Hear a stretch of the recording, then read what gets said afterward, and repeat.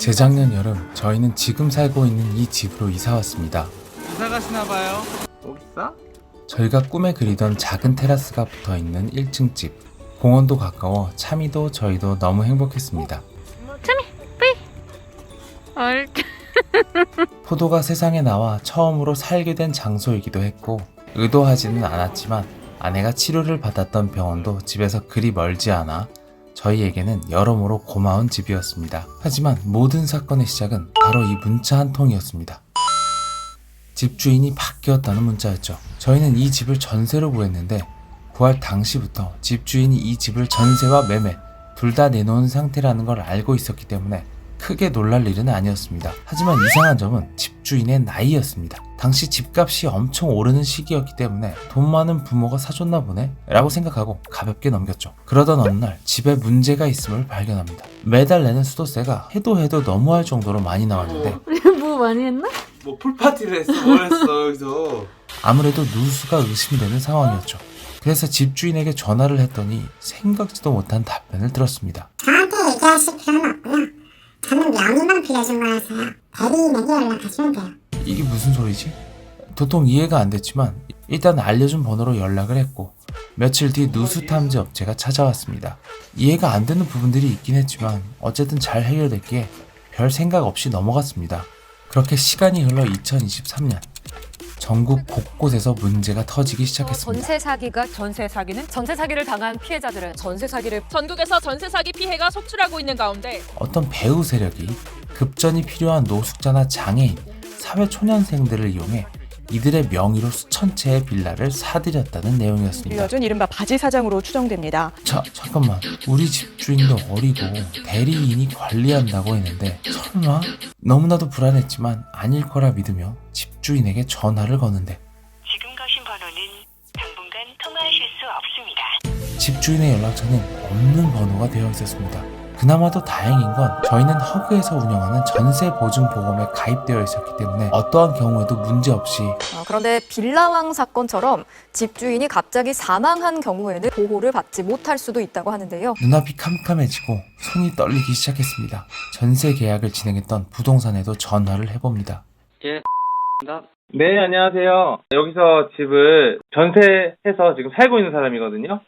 예. 주인분이랑 통화 좀 해보려고 연락했는데 전화번호가 착신이 금지가 된 번호라고 나오네요. 이렇게 집주인이랑 연락이 안 될 때는 어떻게 해야 하는지 여쭤보려고요. 죄송한데 여기는 지금 자료가 남아있진 않고요. 자료가 없다고? 내 이름도 집 주소도 말 안 했는데 기분이 쎄하다. 그 집주인이 지금 변경된 거잖아요. 네네네. 예, 그러면은 전세계약 이후에 이제 개인 간의 그 당사자 간의 거래가 이루어진 거라. 근데 제가 알기로는 집주인이 바뀌더라도 네. 이 계약서는 그대로 유지가 되고 유효한 걸로 승계되는 부분이라서요. 네네네. 예. 그래서 이 계약서는 유효한데 연락처가 없으니까 저희가 지금 붕 뜬 거죠, 그러면? 그건 어떻게 저희 쪽에서 알 수 있는 방법이 없는데. 예, 한번 전 주인한테 한번 전화를 해보시겠어요? 죄송합니다. 참 너무 무책임했습니다. 막상 이런 입장이 되어보니 법의 사각지대라는 게 진짜 남 이야기가 아니었습니다. 이쯤 되자 진짜 패닉 상태가 되었고 빠르게 허그에 전화를 걸었지만 대기음만 이어지다 끊어지기를 몇 번. 안 받아. 계속 통화 연결만 올리다가 또 끊겨. 지푸라기라도 잡는 심정으로 저희에게 대출을 해준 은행 담당자에게 전화를 해보았는데 다행히 여기는 연락이 되었습니다. 하나은행에서 저희가 전세 대출 받았는데요. 네네. 보증보험이 되어 있는지 그걸 혹시 어디서 확인할 수 있는지를 한 번 더 눈으로 보고 싶은데. 저희가 은행에서 따로 서류를 갖고 있는 건 없고요. 네네. 허그에다가 전화하셔서 증권 받으실 수 있고요. 네네. 가입되어 있다라는 걸 확인하는 건 대출이 실행이 됐으면 보증보험이 가입이 안 되면 대출 자체가 못 나가요. 그러니까 대출이 실행된 건 나갔다고 보시면 돼요. 원하는 답변을 듣고 전화를 끊었지만 이런 말뿐으로는 안심할 수가 없었고 혹시나 다른 방법이 없나 하고 찾아보았더니 인터넷으로 알아보는 방법도 있었습니다. 허그 인터넷 보증이라는 사이트를 통해 저희의 가입 여부를 볼 수 있었는데 다행히 보증서를 확인할 수 있었습니다. 받을 수 있겠지? 중요하가 안 돼도. 들었음이니까 되는 거 아니야? 이런 경우를 위해 든 거 아닌가? 그러니까. 그런데 이때 여보, 이거 우리 집주인 카톡이 있는데 여기로 한번 연락해볼까? 안 되지 않을까? 그래도 연락 한번 해봐. 예전 전화번호로 연동된 집주인의 카톡이었기 때문에 전화번호도 바뀐 지금 답장이 올 리가 없어 답장이 왔습니다. 왔다.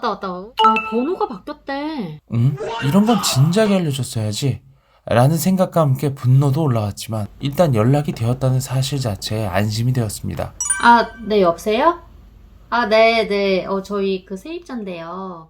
비록 집주인과 연락이 닿았지만 당시 뉴스에는 매일같이 신종 전세 사기 수법이 소개되고 있었기 때문에 변호사의 자문을 받아보기로 합니다.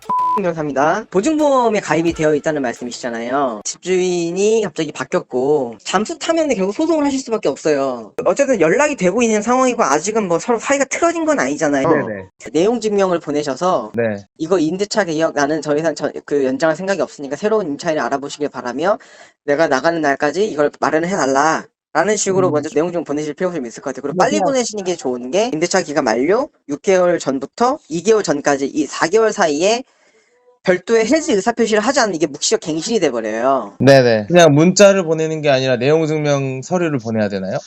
문자도 보내시고 좀 더 확실한 거 원하시면 내용 증명도 보내시고 왜냐면 문자를 보내는데 내가 그 문자를 안 봤다 이렇게 말할 수가 있긴 있거든요. 네네. 근데 내용 증명은 우편부가 그 당사자한테 직접 보내는 거기 때문에 의사표시가 됐다는 거를 우체국에서 어느 정도 입증을 해줘요. 그렇구나. 요번에 이런 상담 많이 하면서 허그 보증보험에 대해서 좀 약간 많이 알아봤는데 거기서 여러 가지 서류를 요청을 하는데 네. 그 중에 하나가 계약이 완전히 해지됐다는 근거 서류를 달라 그래요. 내용 증명을 보내서 그거를 그러니까 미리 준비를 해놓으실 필요가 있다는 말씀을 드리는 거예요. 상담 결과 변호사의 말을 요약하자면 허그 보증보험에서 제대로 돈을 받기 위해서는 암묵적 계약 갱신이 아님을 입증해야 한다. 즉 계약 해지 통보를 해야 한다. 그 근거로는 통화 녹취, 문자 메시지, 내용 증명 발송, 상호 합의서 서약 같은 게 될 수 있다고 했습니다. 저희는 아직까지 집주인과 연락이 잘 되고 있었기 때문에 직접 만나서 합의서를 작성하면 어떨까 생각해 집주인에게 의사를 전달했지만 네, 여보세요? 네, 저희가 일단 2년 살고 나간다는 그 집주인이랑의 어떤 뭐 합의서? 네. 그러니까 집주인이 이에 동의했다라는 거를 받아두래요. 언제 편하신 시간대 알려주시면 저희가 맞출게요. 그러면 제가 스케줄 한 번만 확인하고 나서 문자로. 네, 감사합니다. 집주인은 이를 다시 대리회사에게로 토스했고 대리인, 네, 여보세요? 네, 안녕하세요, 세입자님. 네네. 임대인한테 연락이 왔어요. 네네. 예, 제가 말씀드릴게요. 제 말 듣고 이제 하신대요. 만기 2달 전에 세입 임대인한테 문자로 언제까지 만기고 퇴실을 한다는데 그 의사표시를 하시는 거예요. 네네. 임대인은 네, 알겠습니다. 확인했습니다. 네. 라고 답을 하시면 되는 거고 그 내용이랑 그 임대인이 번호가 바뀌었었어요. 그러면 임대인님 신분증 앞뒤 사진을 받으셔야 돼요. 제가 말씀드려볼게요, 임대인. 네네네. 그 다음에 그 내용이 조금 불안하시면 내용 증명으로 보내시는 거예요. 그러면 내용 증명을 보내려면은 임대인의 주소로 보내잖아요. 임대인이 받을 수 있는 주소를 이제 물어보셔서 이제 보내야죠. 실거주하는 주소 말씀이신 거죠?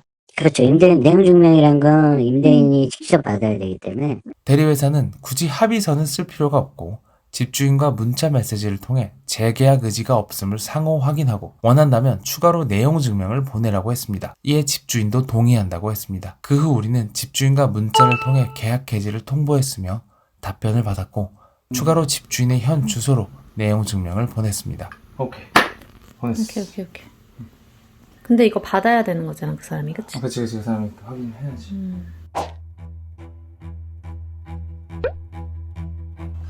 사실 아직 불안한 마음이 조금 큽니다. 저희가 여름에 이사를 나가는데 솔직히 돈을 잘 돌려받을 수 있을지 좀 걱정이 되긴 합니다. 여러분 구독과 좋아요로 저희 응원 많이 해주세요. 안녕.